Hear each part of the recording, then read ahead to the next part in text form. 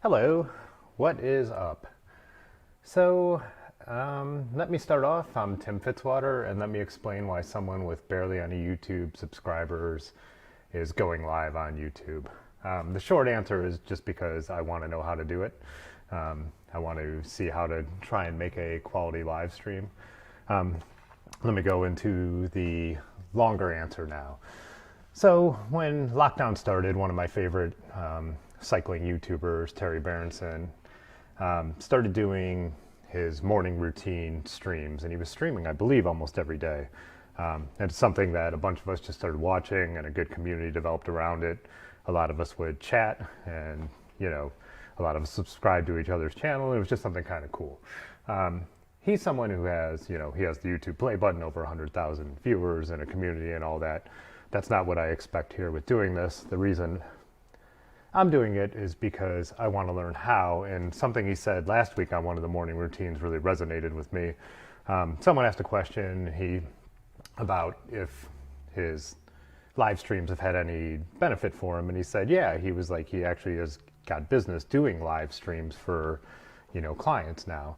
And so me being a photographer, I remember when I started doing YouTube, my goal with doing YouTube was just to learn how to do video, and having a YouTube channel was my motivation. And I still use it like that. I use it to, try new techniques, to just edit in Premiere all the time, just to try and get better and keep learning and keep experimenting. And then when I was just mostly a studio photographer, an event photographer, a few clients said, hey, can you also do some video work? And the fact that I had been doing YouTube and learned video, I was able to say yes. And I was able to, keep that money in-house. And so the reason that I want to do live streams is because I just want to learn how they work and get better at them. And for me, I need the goal of, trying to do this. So I'm thinking I'll maybe try and do it a couple evenings a week. I'm thinking Tuesdays and Thursdays. I'm a freelancer, so my schedule is always changing, so I can't set a hard and fast date. But for me, just to have a goal of a couple a week and to keep trying getting better at them and learning all the ins and outs, I think will work. And it'll help me, hey, what's up, Vito? It'll help me, get good at it. And then if I have a client now who uses me for video or photography and says, hey, can you do a live stream? Then I could say yes. And so my goal isn't to poach clients from anyone else here in Northeast Ohio or anything. It's just that if existing clients, need this service, I want to be able to say yes. I want to have it as something I can offer. But I wouldn't say yes unless I know I could do it at a professional level. So I think I need to do a few weeks or a few months of this to be able to get good at it. And then it's something that I think I would feel comfortable telling people I can do live streams. So I guess I'll start off, what I'll do a couple times a week, I think, is I'll talk about my business, I'll talk about cycling, and as long as pro cycling keeps going on, right now we got the tour going on, I think I'll talk a little bit about that. So it's just something to motivate myself to try and do this and learn more about it again. So yeah, I'll start off by talking about how since it's the first time I'm really doing it, I did it once from my laptop when I had hurt my back in June, early June, I believe. And I hooked up my laptop with my camera and just did a quick one just to see if it worked, and basically to see if my camera worked with the setup. But now I've got it a little more, I practiced and I think a little more dialed in. So yeah, I'm going to go through it because it's my first time, and then I'll have it archived and I could see where I started. And then as I try and improve and make things a little better, I can see where I've gotten to, and also, whatever. Anyway, so let me explain what I'm doing here. So I'm recording with a DSLR. It's a Canon 5D Mark IV. I just have it mounted between, I have two computer monitors here, and one is showing OSB, which is the software I'm using to live stream, and one is showing the YouTube live stream screen. So yeah, my Canon's right in the middle. I have a 16-35 2.8 L lens on it. So yeah, it looks like, that gives pretty good video quality. So Canon came out with EOS Utility webcam sometime right after the pandemic hit. And so it turns basically any Canon DSLR into a webcam, which is cool because you get all that good quality. And then if you have nice lenses, you have that, nice zoomability. So yeah, So that's cool. So that's the camera, and it's running from the HDMI to USB-C in my tower here. The audio is coming from, I've got a lavalier mic on here, and that is running into my Tascam. Will it focus on that? It's got face detect on, so there we go.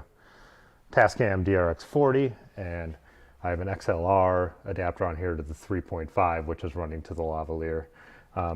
So the Tascam is what I use to record audio when I'm doing video.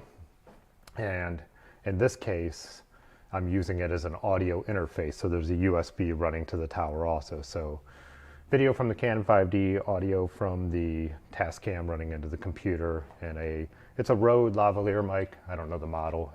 When I bought it a few years ago, I think it was about $300. So I've got the little windscreen on it.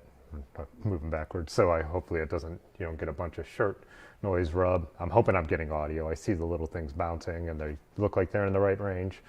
I'll have to play this all back and see later. So yeah, that's how I'm running the setup. So yeah, it's OSB is free software, and I've kind of have a basic setup. So I had that intro screen. I have this screen where I just dropped a PNG of my logo in the corner, which I should have dropped one with the white letters. Something to fix. And then, well, since I mentioned, you know, so then I have a share screen with me down in the corner is the other setup I've done. And that is on a second browser, so it doesn't affect that I can't watch what's going on YouTube. So here's Terry, my inspiration to try this out. And, you know, like I said, one of my favorite YouTubers, and I just love the little community that he's built and how a lot of us has become friends and watch each other's videos. It's been awesome. I love doing the morning routine thing. If I'm here editing, what I do is actually I have a TV right over here in the studio, so I'll have them up on here. I'll have the phone open with the group chat, and then I'll be doing my work here at the desktop on the 2-monitor setup. So yeah, that's that. Let me see. It's weird. It's weird to try this for the first time, and there's so many different windows going on, and and that's kind of the point of doing this too. So if I do this for a client, I need to be used to knowing what's going on, because when I open up this screen, I always feel, you know, with the browser you're seeing, I feel like I could click on it, but it's just a mirror of something that's on the screen over here. There we go. Yeah, so I want to kind of add more setups and learn how to do more setups. I haven't even figured out how to put in, you know, background music yet or anything like that. I wouldn't mind figuring out how to do a double camera setup, because GoPro has also released a utility that'll make a GoPro into a webcam, so it'd be cool to feed a second camera in. So if I wanted to show anything here in the studio, or if I wanted to do something down in the basement with my bikes, I would be able to do that and have one camera on me, then show what I was doing. And I also have my, you know, older camera, Canon 60, that's the original 60. So it'd be cool to have, you know, maybe a 2-camera setup if I had other things going on, and just learn how to make it, you know, more interesting and more complicated. Oh, the audio's fine. Thanks, man. It's good to know. That's always the big issue. And I don't actually know why I have the headphones on, because I have not figured out how to monitor the audio directly. I went into the advanced settings on OSB. I felt like I clicked everything right. I tried it right into the DR-X40. I actually have a stereo down here that I have speakers up here that it usually comes through, and that's where I plug my headphones in when I'm working. And then it showed the desktop option, and that's where I plugged it in now. And so I can't hear myself. And I know the leg would be annoying to actually have going on while I was doing this, but just to get an idea, that's why I put them on to listen to. I did a recording on OSB as a test, and I ran through all my little scenes and talked, and it sounded fine, and I put the headphones on for that. And now I forgot to take them off, and I really actually don't need them. So, but yeah. So I don't know, this is kind of cool. It's kind of cool that it seems like it's working. It's really cool to get footage from my, you know, really nice DSLR, and I have pre-ordered a Canon R5, so then I'll have 2 cameras that I won't mind using for stuff like this. And, you know, I could keep kind of a permanent setup. I have a magic arm here that's holding the camera up between the 2 monitors, and it's working really well. So yeah, yeah, like I said, I think what I'll end up doing is chatting, just, you know, whatever's on my mind, what's been going on with the business lately, and what's been going on with my cycling lately. And then, like I said, I love pro cycling. So I love to pretend like I know what I'm talking about when it comes to pro cycling. So yeah, with the tour starting last Saturday, I'm just going to jump right into that because I'm pretty hyped on it. Oh, you have a 5DSR. Oh yeah. Yeah, that's the high res model, right? Yeah. People complain a lot about the 5D Mark IV, but at 1080 it's a brilliant camera. And the autofocus is really, really good too. And then I know they've stepped it up a level with the mirrorless, and Sony had stepped it up a level first. But man, for all the complaints people said about the 5D4, I just think they never used it. For a classic DSLR, it's one of the best cameras ever made, you know. And now there's a whole new technology out, and I'm interested to get my hands on that and, you know, see how it works. Like, yes, this has a crop 4K, and the codec is tough to work with, but if you shoot in 1080 with a 5D4, and then when you render out in Premiere in 4K, dude, there's not many people are going to know. I mean, the quality is so good, and the Canon color is just so great.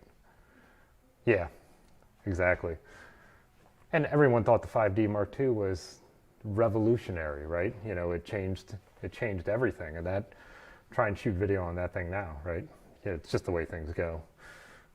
And everyone always, I think a lot of the people always commenting in the forums aren't people who actually buy cameras. They're people who use cameras. They're people who sit around and argue about stuff.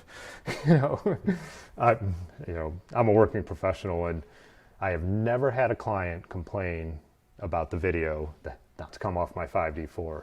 You know, I never had a client complain about the video that came off the 6D. It's just that this camera was just a pain to use. It's not fun. The autofocus, I turned it off. I would only manual focus with this camera. But yeah, I don't know. It's people with too much time on their hands that don't actually use them. I've never, even for photography wise, I'm the one who notices the difference. It's never my client, you know. I love high resolution. I'm excited for the new R5 for the 45 megapixels because I do a lot of high-end retouching. So I need to be able to zoom in, remove dust and fingerprints and all that kind of stuff. So that's, to me, a big deal. But the actual 45 megapixel quality to a client, if it's going on a website or anything like that, no one's looking at it in that resolution. You know, no one complained about my 7D, which was the camera, well, out of mic range. Let's see. Yeah, no one ever complained about this either with the crop sensor, you know. But I actually used this camera until it died. I was on a trip, Hocking Hills in Ohio. Yeah. Oh, hell yeah. Yeah.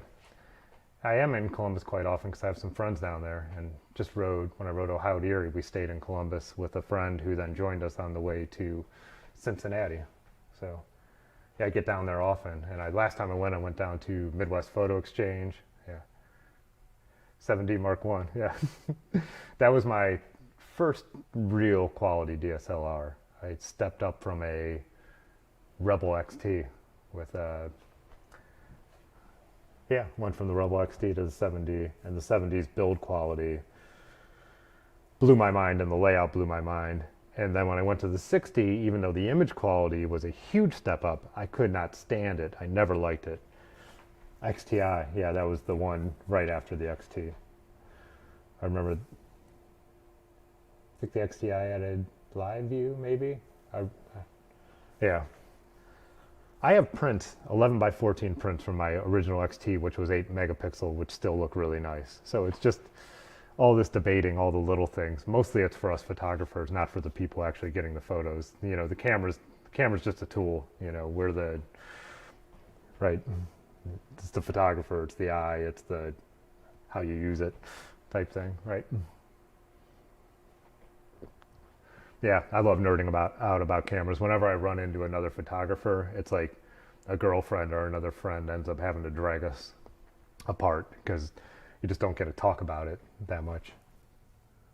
Oh, XTI was first and the XT came after? You're saying XTI was the first Digi Rebel. I thought it was just, there was just a Rebel, then there was the XT, and then there was the XTI.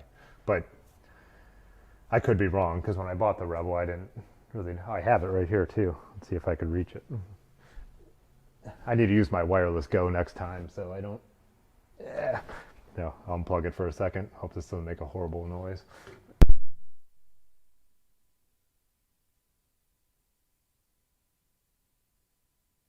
All my vintage cameras are behind me, some of which I do photograph with, and some are just, you know, display pieces that I like. Yeah, so that's the, so it goes into, like I said, I have it on face. Yeah, that was the XT. I thought the XTI stepped it up with a slightly larger screen. Man, this thing feels so tiny and plasticky now. But man, when I got it, I treated it like it was a, I don't know, a porcelain vase. You know what I mean? I was like, oh my God, look at this little thing. And now it's like, I have my, you know, now I'm walking around with my 5D, you know, just hanging out in my hand at the side like it's nothing. But yeah, I can't wait to get the R5 and have this like cool little, because, you know, shooting with that now, I can't show my Canon upgrade path, but yeah, fun stuff. Yeah, the 6D was really frustrating camera to use. I'm still happy with the quality. When I go on my bike rides, any of the photos, let me show them. Not wrong. Oh, I have to go. This is why I'm doing this. Is how I'm learning. So let's see if I can get this. No, nothing. Huh.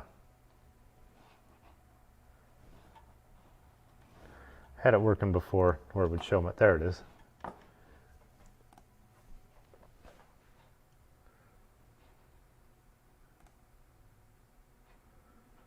Yeah, so on this is from my last bike trip. These are photos from the 6D, the original 6D with this 40mm pancake lens, which is I think it's like a $220, $300 lens. But it fits so good in my frame bag, or like even one of my little chrome bags. But yeah, for image quality, the thing is still amazing. It's just the autofocus is garbage. The video is frustrating to use because it doesn't have any, like I said, you have to manually focus that thing. Yeah, I clicked. But yeah, I mean, I know this is through a YouTube stream, but no one is going to complain about, you know, even the low light was decent. You know, I guess, what, 20 megapixel camera? Yeah, look at that. I mean, the lens is kind of cheap, but some color correction in Photoshop, chromatic aberration correction, it's great. 2.8 still looks good.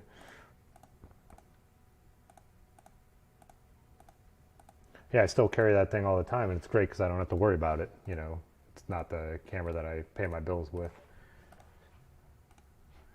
There was one that I was really, a few that I was really impressed with. Yeah, like that. Like, definitely took a little bit of color correction, like I said, and removing the chromatic aberration with that lens. But if you put a good lens on that, you put an L lens on the 60, I could still do professional work with that. Let's see.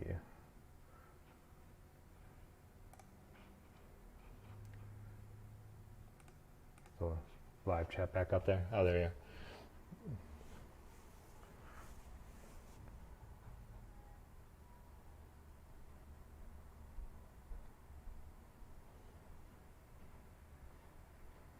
Is large margin here? Oh. Yeah, 60, yeah. Because that image quality was great. Functionality and build quality felt like absolute garbage. Yeah, getting back to the 5D4 after that was awesome. Yeah, that's Ben. Yeah. We drove up to Buffalo on Friday, spent the night in an Airbnb, and then Saturday we rode from Buffalo along the Erie Canal Trail to Rochester, an Airbnb in Rochester and then rode back to Buffalo, spent the night. So we did 2 centuries in a row, me, Ben, and Aaron.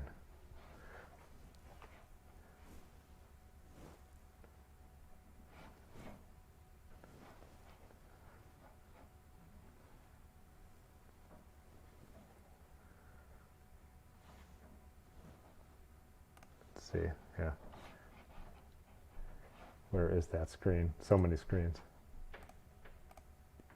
Yeah, there you go. There's a better shot.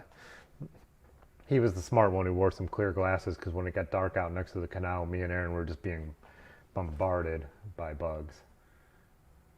Yeah, this is how the trail is. It's cool. Most of it is like cinder like this, and then there's one of these early 1900s bridges into each town about every 10 miles.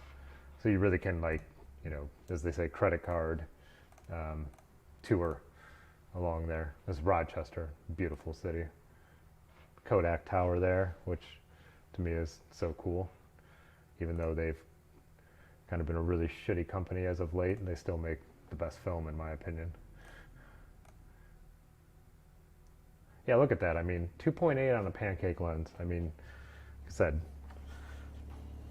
I never liked using the 6D, but I still do use it, and the quality, you know, no one's going to complain about it.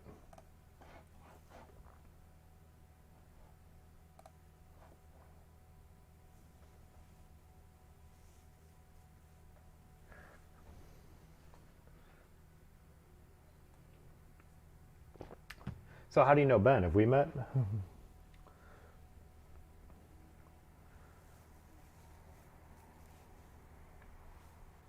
Oh, I think there's, I'm not used to there's a leg too in the live stream when I look over compared to where my streaming software is compared to what YouTube's showing. What about 10 seconds? Oh, gotcha. Met him on the gram. Okay, cool. Yeah. Ben is he works in a bike shop up here called Dirty River Bike Shop, so you probably saw that. But Dirty River Bicycle Works. It was really cool when we went out to Buffalo. We stopped in a shop, and they also knew him from Instagram. Another trail dirt bag, nice.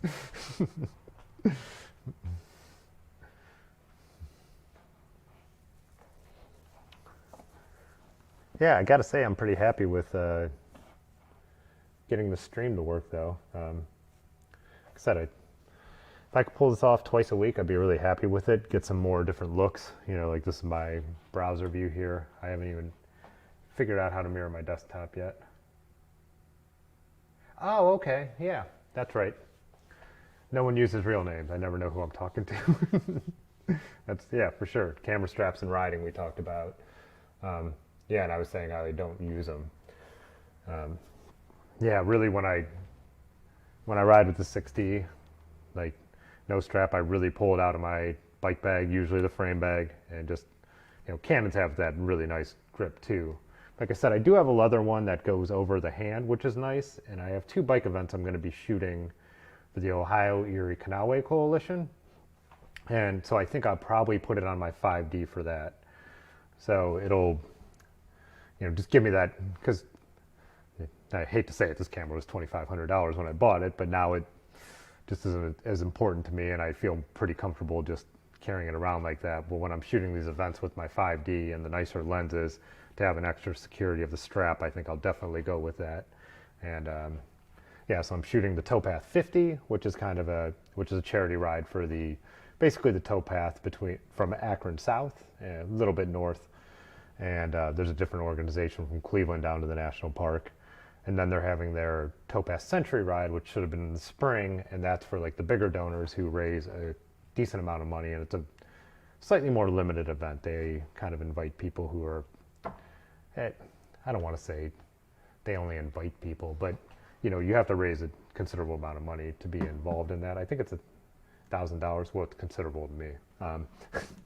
So yeah, I'm going to ride and photograph both of those. So they've only ever had, well, I've done the Towpath 50, but for the Century, they've only had people stationed. So yeah, it'll be awesome. I mean, it's the dream, right? You know, getting paid to ride my bike. So, you know, also got a Great Lakes hazy here. The lady at the drive-through. Does that? How do you? I guess it's just a face. Won't. Whoops. Yeah, lady at the drive-through kept saying, "We got a new hazy. I know you like hazies," and I'm like, I don't mind Gray Lakes, but I just didn't think they would make the best one. But for a $10 six-pack, you know, not bad. Of course, if I'm going to try and live stream, I'm going to have a beer or two. Yeah, like I was saying earlier, watching the tour, it's been super exciting. It's so weird to watch the tour in, you know, late August, early September instead of late June, early July. And my team, EF, is leading the team competition, which is sweet. So I'm pretty excited about that. And they have two guys within a minute of the leader, and the tour's wide open. There's like 20 guys within like 17 seconds. Right now with Adam Yates leading, Mitchell and Scott, they have no chance of taking the jersey all the way to Paris, but I do like the Yates brothers, so I think that's cool, even though Adam is going to the dark side with Ineos next year. But yeah, I've been really enjoying that. I love it because I could, yeah, Lachlan is the best. Lachlan and Taylor were the reason I got into EF. And then also they have a sponsor that is a cool sponsor. They do, you know, education through learning foreign languages and tours. Whereas, you know, so many of the pro cycling teams, the sponsors are like, yeah, you have to be like, I mean, do I want to support UAE Emirates? Do I want to support an oil company like Ineos? You know, I'm not, you know, no mark against their riders. You know, riders got to do what they got to do. There's not a lot of money in cycling, but yeah, Alex Howes, the U.S. national champion, seems like just a really cool dude too. Yeah, I love the Rafa videos they make with EF. They do a really good job on YouTube of making some cool videos. Haven't made as many this year with everything being in lockdown, but the Lachlan videos are so cool, you know. And the fact that he broke the Everest record this summer and held it for a couple weeks, Lachlan, was super cool. I did not know he had that in him. Like, I mean, I know he's a badass rider doing that crazy endurance stuff, but to climb at that pace, you know, it also makes me wonder if they're going to put him in one of the other Grand Tours. You know, with the tour, they're really aiming. I think JV really wants to win some stages, be up there, possibly on the podium with Iran or Higuita, and Martinez before he ended up crashing. I think they were hoping if Iran floundered that Martinez would have, you know, been the guy to take over. But now it's either, you know, what Higuita's 43 seconds back and Iran 17 seconds back. I don't know if Iran has 3 weeks in him anymore, unfortunately, but yeah, Lachlan Morton did the Everest ring record twice because he missed it by something stupid because of Strava miscalculation. Like, it was something it was like 100 feet off, then went back out a week later and broke it. Then amazingly, Alberto Contador went out and broke his record, and now the guy who holds it is, he's a professional, but he's like a pro Conti guy, yeah. And now that pro cycling has started, I haven't seen as much about it. I think a lot of them were using their free time to do something cool like that. I know Phil Gaiman, however his name's pronounced, a big former pro on YouTube. He's training out in LA right now to try and go out there and go for it. But he had to readjust everything after the record has just gotten so far crazy. No, yeah, Contador that was nuts. I was super impressed that he could pull that off. I would not have expected that at all. Yeah, it's weird for someone like, I don't own any spandex. I don't, you know, or Lycra would be the more correct term, I guess. I don't ride in a lot of kit. Anything I have I have a couple, you know, modern material shirts, but they're more, you know, a little looser fitting. Tonight I'm riding in my jeans, but I just love pro cycling. I love the dynamics of it. I love how much is going on, the team dynamics. I love the one-day races in the spring, but I love the tactics in a Grand Tour. It's fascinating. People don't realize it's not like a foot race where you're just who gets the line first. There's so much going on, you know. And I don't think anyone will beat Jumbo-Visma this year. I think Primoz Roglic is the strongest rider in the Tour, and he has the strongest team behind him. They are just, man, they lost one of their best riders, and they're still so tough. Yeah, yeah. And I don't know. I would love to see EF do something. I think what EF should do is what JV should be doing is doing everything he can to get Sepp Kuss over to EF, because he's the future. He's the American hope for actually a GC contender in a Grand Tour, and so it would be awesome if he was on an American team. And EF's got a young team that would be perfect to build around him, but that's my hopes, and it's probably fairly unrealistic. But I don't think he'll. I don't know. To stay with a team like Jumbo-Visma with so many Grand Tour contenders doesn't seem to make sense. I think it's a great place for him to cut his chops, and hopefully he gets a stage win in the Tour this year. But hopefully he moves to a different team so he could be the main GC contender, and that team should be EF.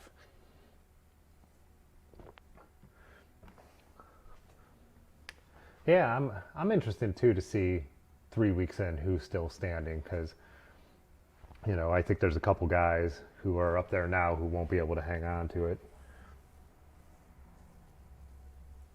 Yeah, exactly.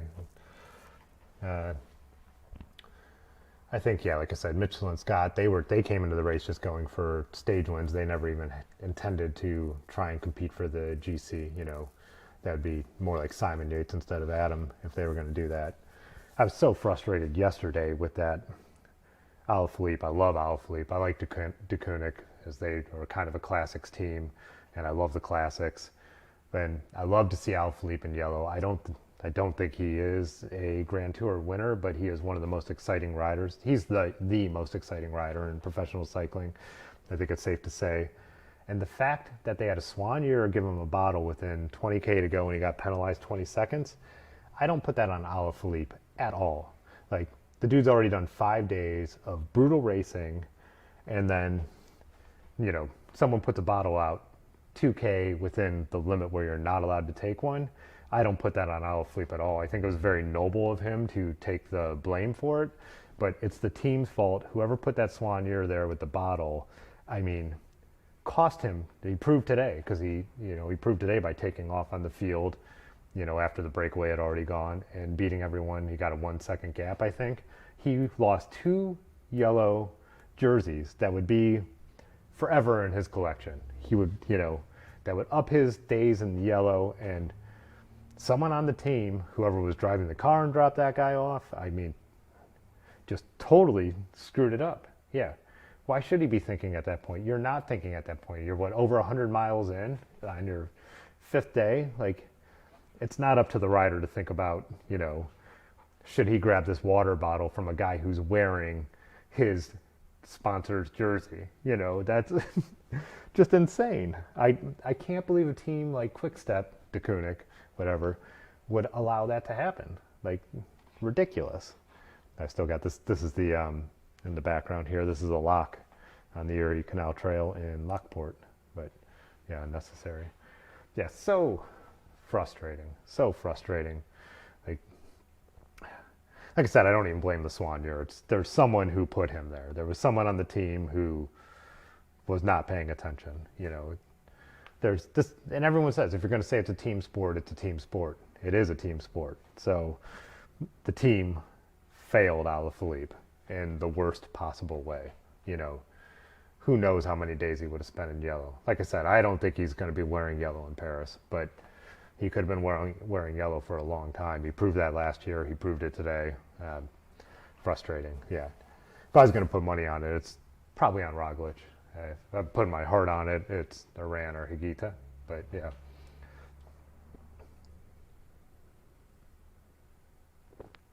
That's the thing I like about cycling too. It's like, I have a favorite team. It makes it more interesting to have a favorite team, but there's only a couple riders I don't like. There's Primoz Roglic seems like a really cool dude too, a former ski jumper who, seems to ride with a lot of heart. He's not a super boring rider. He's won a stage already. He's an attacker. I think it's cool how, yeah, he's an exciting rider to watch too. It's not the old Team Sky days of 7 guys up front just controlling the whole pace for Froome, you know. That, and I don't blame Sky, and I don't blame Froome, or I don't blame Thomas for the way they won. They won with modern techniques, and it worked, and they did it under, you know, the rules that are there. But it didn't make for very exciting racing most of the time, you know. Whereas this year, there looks like there's going to be a lot of exciting racing, and even Jumbo-Visma kind of taking over the Sky Ineos model. It's still, they seem like a slightly more exciting team to watch it, for me anyways, with Wout van Aert, you know, winning stages and winning sprints. Like, what a monster that dude is. Like, that dude is just so impressive too. He's, I don't know, he might change the sport himself. Him, some of these young guys, the guy who wiped out in the Dauphiné, Remco of Evenepoel, that dude is just out of this world, you know. Some of these young riders coming up who are just so exciting. I kind of see them in the Alaphilippe model, you know, just these attackers. The other person I'll be real interested to see how they go 3 weeks out is Quintana.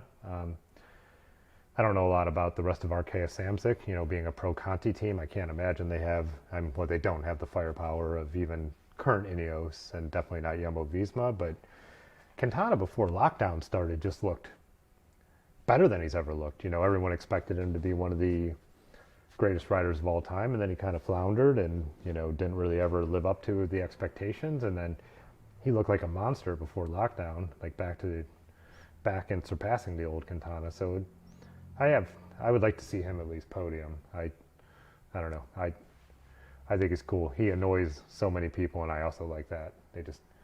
His kind of, I tried my hardest responses just seemed to really frustrate people. I don't know. He's like, why didn't you attack? He was like, because I was at my limit, you know, and then that never satisfies anyone. So I think it's honesty, it's refreshing. Yeah, what else about the tour? Enjoying the tour. I don't know. It's crazy how hard it is. Thibaut Pinot, like a lot of people in the forums I saw were saying on like Cycling News, that's a site I read, a lot of the people were saying that, you know, ASO intentionally designed the tour so a Frenchman could win it and all that. And I don't know, it's a brutal tour. The best rider's going to win it. I mean, it's the best climber's going to win it, right? Because even the time trial was up La Planche des Beaufils, which is a pretty intense climb. So the best climber's going to win it. And I think that's what we all want to see, right? You know, that's why we tune into Grand Tours these days, is to see the climbers. But crit scene, Pedal Pusher is asking, how's the crit scene in Cleveland? And my answer is, I really don't know. They do have the velodrome in Cleveland, and I've always wanted to go up and watch some of the outdoor track riding, but crit-wise, I don't hear much about that going on. The bike shop up there that sponsors riders, Joy Machine, sponsors mostly cyclocross riders. I know they're involved in the track scene a little bit too, but crit-wise, if it's going on, I'm totally missing it. So definitely here in Akron, if I took the towpath up, we're 35 miles south of Cleveland. There's I would say there's zero. Yeah, that's a good question, and maybe something I should look into a little more, but I feel like I would come across it in social media and stuff if there was actually a scene. Yeah, it's an outdoor velodrome. You know, with the way things have been going this year, I don't think they're doing a whole ton, but Ben actually, Dirty River Ben, who was in the pictures, won some passes to the velodrome at a gravel race we did, and we're always like, let's go up there, let's watch some races, let's go up to one of the practices, let's try it out, and then we never did.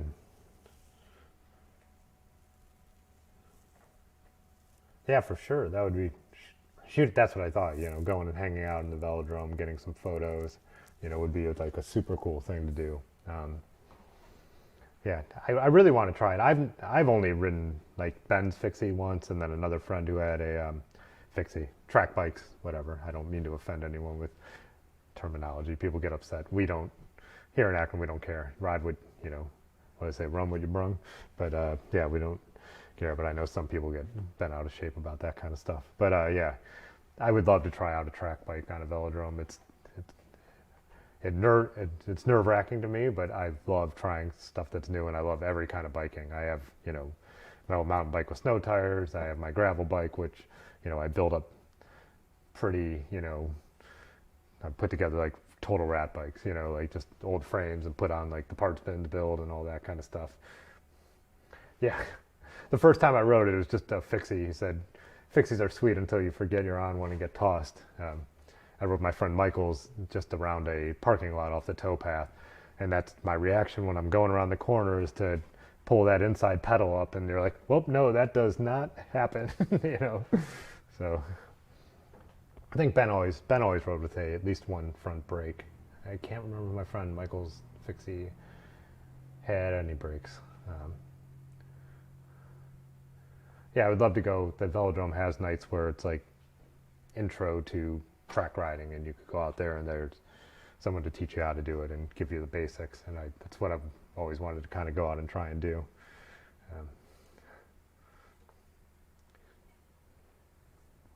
Dude, Ben was a monster. He said they're awesome for climbing. Ben was a monster on that fixie.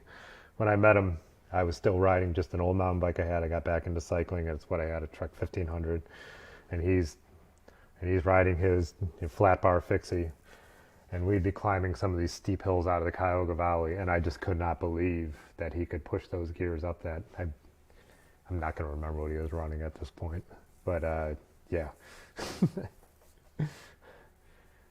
Yeah, when we had friends who would try and ride them around with no brakes, it's like Akron's not like Columbus. Akron is hilly. The valley, you know, I'm here in Cuyahoga Falls where the studio is right on the border with Akron, but I mean, there are steep hills. This is not a town for a no brake track bike or fixie, you know. And it's funny too, a lot of us and a lot of the people we know who rode single speeds and track bikes a few years ago, we've all realized, man, gravel bikes are really fun. You know, you have gears to climb, you could go off road, you know, have a real way more practical, I guess is the term. You know, when me and Ben first found the gravel, I was riding a 12-speed old one, a 12-speed British bike, steel bike, and he was riding his fixie, and we're riding over this gravel, but just thinking it's so cool because we're finding all these new unexplored routes around Akron, and we're like, this is the coolest thing ever, and just getting rattled and beat up. And now it's like, oh, you know what? You could put a 42 millimeter tire on your bike, and not those bikes, but a bike, and actually do this and kind of enjoy it, you know. 42, that's my widest, but I know a lot of our friends go way wider than that. I like 42 because I still feel like it's fast on the road and good enough for most of the gravel around here. But my gravel bike's also steel, so it has that kind of compliance too, so I probably don't need as wide of a tire as some other people. Oh, you're from Boston. Yeah, I have a friend who moved out to Boston. He was actually the drummer in my band when I was younger. And so I've been out, I had never been to Boston, but now in the last 2 years I've been out there 3 or 4 times. Yeah. I did a little riding. I rented city bikes, you know, just the docked bikes, and rode around. But yeah, now it was, I don't know how it was when you were still there, but it was pretty fun to ride around Boston, even on a bike that sucked, you know, a city bike or whatever those, yeah, right, city bikes.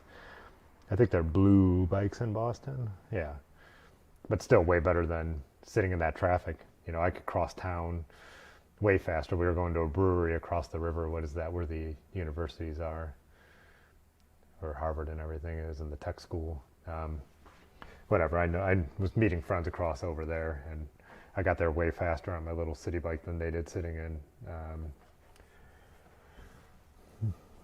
there. Why am I drawing a blank on the car rental app? Whatever. You know what I'm talking about. Cambridge. Yeah, Cambridge. Yeah. What were we checking out? There was a great brewery. Lamplighter. Yeah, Lamplighter was awesome. I think I went to the little Lord Huron bar too. Lord Huron, that's a band. Lord Hobo. Yeah. And we went to a couple over in Cambridge. My girlfriend's best friend lives in Boston now and is a brewer. She's she's worked for a few breweries out in Boston and the Boston area now. So she was taking me around to some of the best the first time I went out there. And my friend Eric still had to work that trip, so I got to hang out with her and bomb around to some cool places. I really like Boston, except for the people. No offense. We all say that. My friend Eric says it's the angriest city in the world. And it, right after he told me that, a car comes down a ramp just honking its horn, and we looked around, there's no one around. There's just like anger. There's just like anger in the air in Boston. I don't know what it is. We're so friendly here in, you know, Akron and Cleveland and even Columbus, right? Ohio. We're Midwest. Yeah, expensive is. Boston is just super expensive. Yeah. We ate a lot of great food, though. I mean, I ate food that I don't regret paying for every time I've been out there. They live in, is it south? It's the old firefighter neighborhood. Oh, can I pull this up on the map?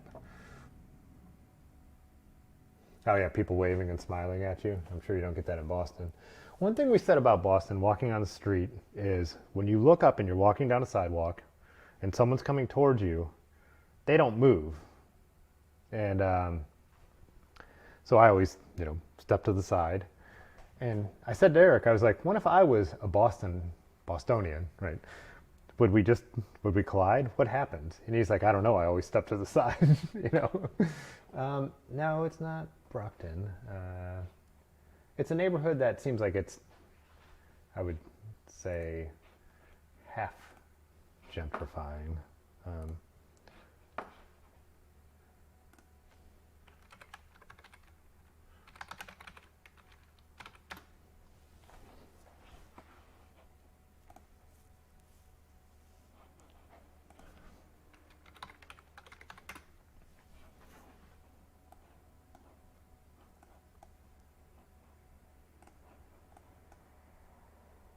It's right by that park that was designed by Andrew Law Olmsted.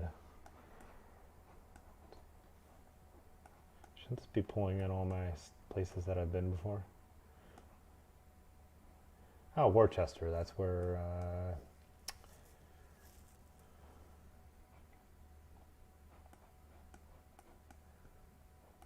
the famous African-American cyclist kind of rose to fame. Huh.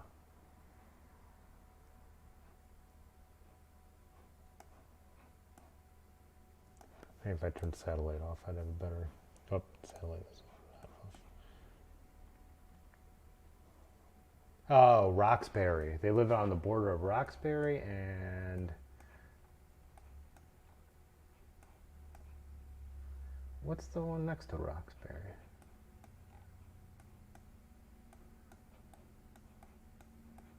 Yeah. Oh, that sounds right. Oh, Roxbury and was it Brooklyn? No, that doesn't sound right.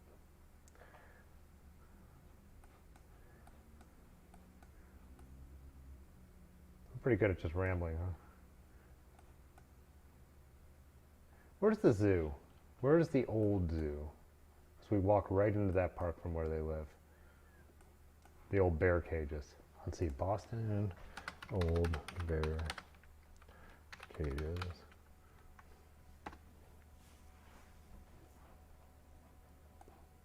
That's it, right here. Franklin Park. Yeah, they lived right by Franklin Park, which...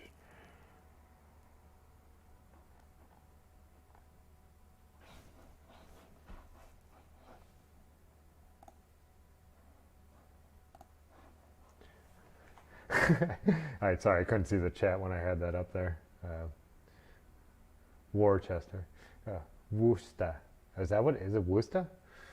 I'm reading a book, so I don't, yeah. So I have no idea how it's pronounced. I'm reading a book about Major Taylor. And that's where he moved. It was so racist, and it was racist everywhere, but in Indianapolis in the late 1800s, he moved over to Worcester. And that's where he made the name for himself and became the first African American sports hero in the country. Yeah. Worcester. Worcester. Worcester. Yeah, we have a Worcester here, but it's just spelled like the way you typed it the first time. Wooster.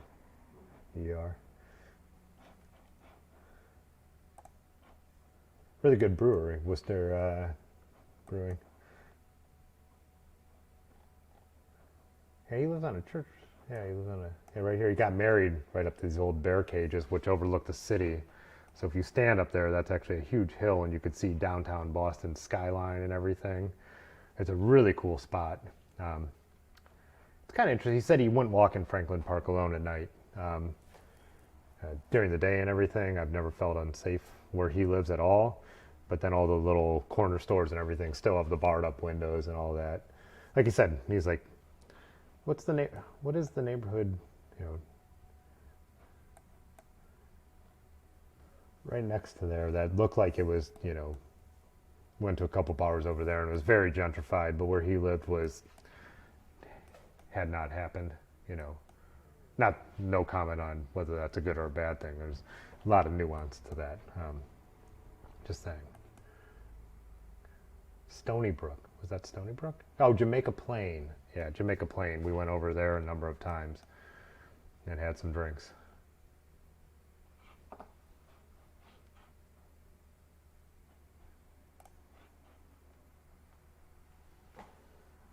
Yeah, we're difficult. I have a friend who he's always from Boston, but it's like when I'm traveling, I'm from Cleveland. I'm not from Cleveland. I'm from Akron, and now I live in Cuyahoga Falls. Yeah, JP. Yeah, they always call it JP. Jamaica Plains, JP. But yeah, that whole, I don't know, is it a whole New England thing? It's not just Boston? Yeah, JP is way better than it was, you said. Yeah, that's the vibe I get. There was a lot of cool places that we went, you know. I think they're saying Roxbury, I know Roxbury was its own city at some point, right? And then I think it used to be like the working class, like kind of firefighter neighborhood, and then went through a rough time as most cities did in the 60s, late 60s, 70s, and yeah. I said I always feel comfortable. The one night we were pretty hammered and we walked down to the corner store right on the end of his street was closed, so we went a few blocks over, and the next morning he told me on a normal night he probably would not have done that. And this is not a guy who's afraid of being a city dweller. He's from Youngstown. I don't know if you have any, you know, from the city in Youngstown, which is another town that's definitely Rust Belt, definitely got some rough areas, you know, an old steel town that doesn't have steel anymore. And so when this guy was saying he would not have done that, I trust his opinion. He's not some suburbanite saying, oh, there's, you know, undesirables around here. He's like, no, this is the place you don't want to walk alone, you know. And yeah, we walked all the way from Roxbury one day all the way downtown. Just kind of wandered around. But there's there's a bike path that goes right from where he lives. I think I cross over to where there's a subway, and there were those city bikes right outside where the subway is, the subway station. I think that might, yeah, towards JP right here. And then, yeah, you can just take this bike path all the way pretty much into downtown without having to, yeah, right through here and all that. I think, yeah, it ends here in Back Bay, that's right. And, you know, for not being on my bike and being able to ride the way I would ride in the city, I'm fairly comfortable with city riding. You know, I'm definitely not a New Yorker, but yeah, I'm comfortable with it. You know, I could go up and ride in Cleveland. I have ridden in New York City and Chicago, but yeah, but it was cool to be able to ride a city bike on a path pretty much the whole route in. And then even the last time for his wedding, my girlfriend came up and we rented city bikes and planned some routes that kind of hit along the rivers. We went to, oh, there's Lamplighter. It wasn't Harvard. Excuse me.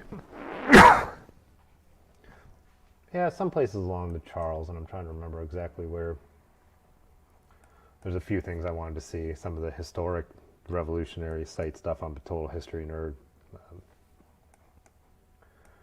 Some serious climbs on those city bikes though over there when you're across the river. That's not always easy riding.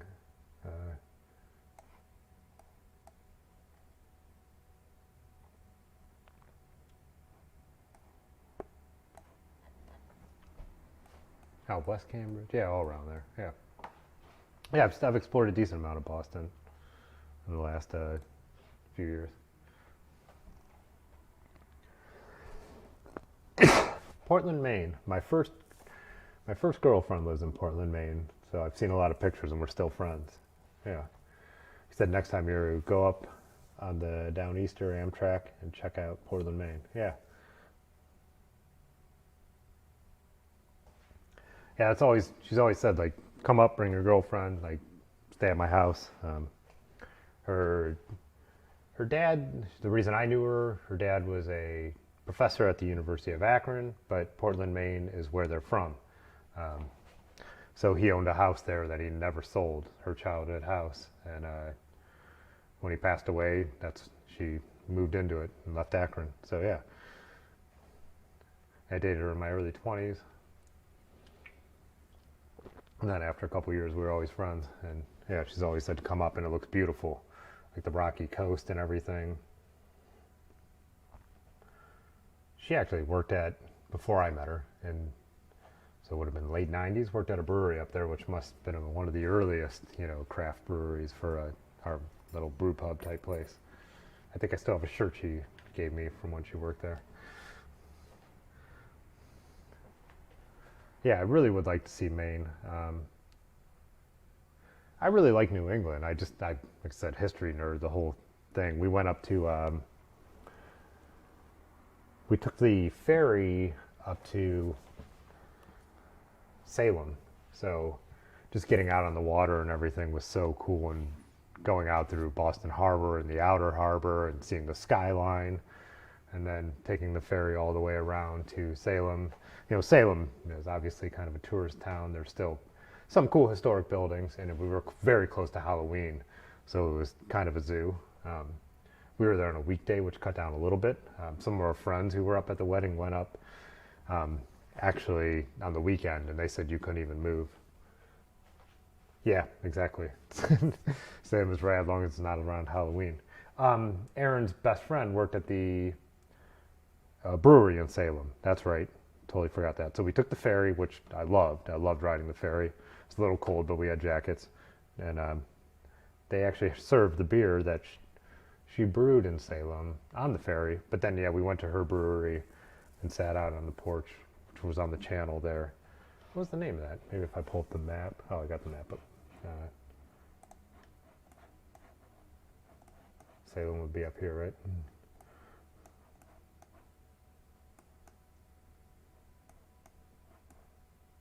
Too far? Oh, Salem.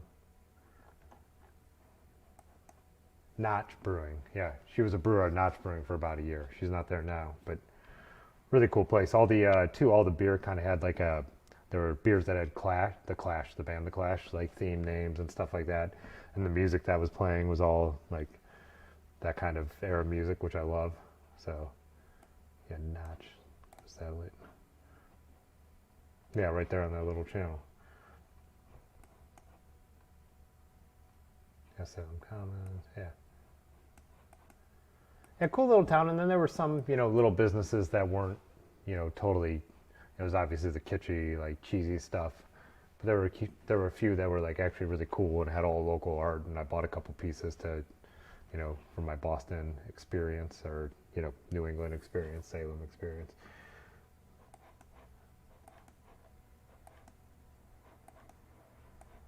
Yeah, the ferry was cool too. Like the guy got up there on the mic and did a little, history piece and all that, and I didn't expect it. I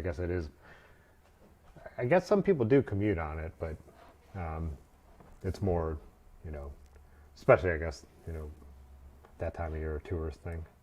Oh, that's right. I wanted to see the Bunker Hill Monument. We rode our bikes up to Bunker Hill, me and Aaron, which on city bikes was, we came up one of these avenues, whatever, one of these streets here, which was Pretty brutal climb on one of those heavy rentals. Yeah.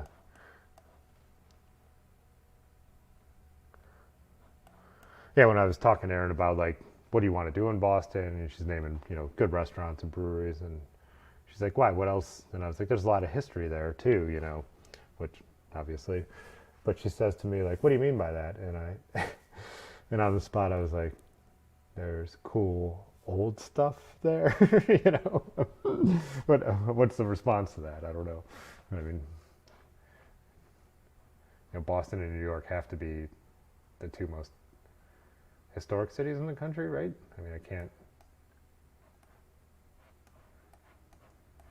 the stuff down south, none of that exists anymore, the real Roanoke isn't there, the real, I don't know. Those cities aren't exactly, the old cities aren't where they really were, whereas New York is New York and Boston is Boston, right? Those are Indian villages, American Indian villages. Yeah. Look at me, I'm rambling again.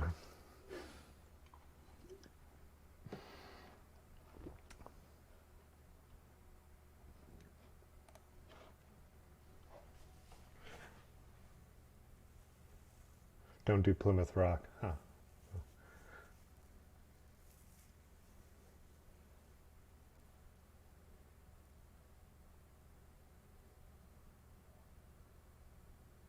Freedom Trail gets steep. Don't do Plymouth Rock. Huh. Yeah. What happens when I accidentally do that? Clicking on the wrong windows now. See how it's moving around in the background? Messing up my little setup here. Let's see if I can fix it.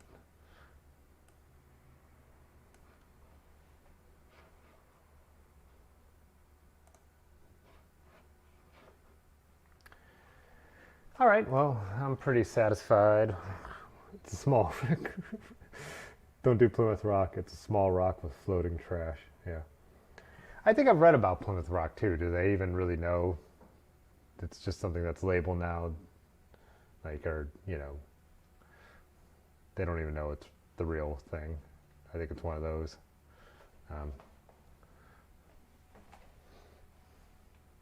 Yeah, it's a lot of that historic stuff, right? It's just,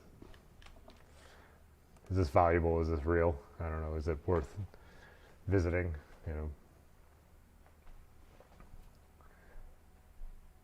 Yeah. The first generation, the early generations of pilgrims, basically moving away, Puritans for religious reasons, were completely different people than the people who started to develop the idea of the United States or America or what that meant. It was very different. There were a lot of, yeah.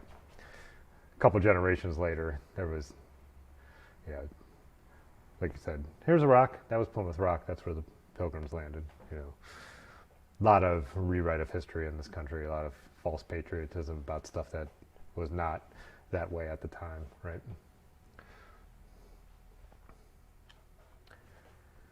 I think I'm going to end this. My goal was to try and, about an hour, pull off about an hour of live streaming and see if I could do it, see how long the Canon lasted, see if I had the audio good, see if I could use these different little screens here, and the two of them, keep it simple the first time, and then, hopefully step it up and make it better and better each time, and get good at it, and hopefully it, down the road, might even lead to some business. Pudgy Pedal Pusher, thanks for hanging out. It made it fun. I'm sure if anyone plays this back, they have no idea what's going on because it was just a conversation between two people for the most part, but made it fun for me. I had a good night, so I hope you did too. And hopefully we get to chat again soon. All right. Do I even know how to end this stream?